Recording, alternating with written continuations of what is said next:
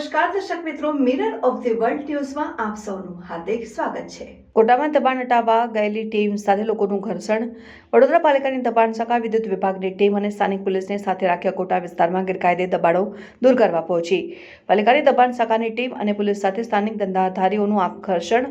વડોદરા શહેરમાં પાલિકાની દબાણ શાખાની ટીમ પોલીસ બંદોબસ્ત સાથે સવારથી જ અકોટા ગામ સહિત આસપાસના વિસ્તારોમાં ગેરકાયદે દબાણો દૂર કરવા પહોંચી। અકોટા બ્રિજથી તાજ વિવેન્ટા હોટેલ અને અકોટા ગાર્ડન બાગ સુધી રોડની બંને બાજુએ ફૂટપાથ ઉપર ગેરકાયદે લારી ગલ્લા પથારા અને શેડ ફેબ્રિકેશન સહિત ખાણીપીણીની લારીઓ પર પાલિકાનું બુલડોઝર ફરી વળ્યું। પાલિકાની કામગીરી દરમિયાન વિસ્તારમાં અફરાતફરી અને દોડધામ મચી।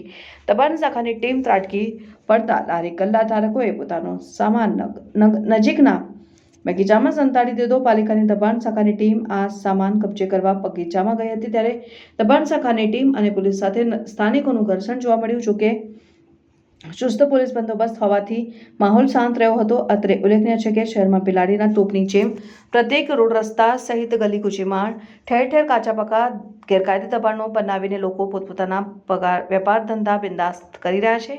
જગ્યાનું કોઈ ભાડું નથી, ઉપરાંત આજુબાજુના ચા પાણી અને ખાણીપીણીની લારીઓ હોવાથી ગેરકાયદે જગ્યામાં ચાલતા વેપાર ધંધામાં પૂરેપૂરો નફો।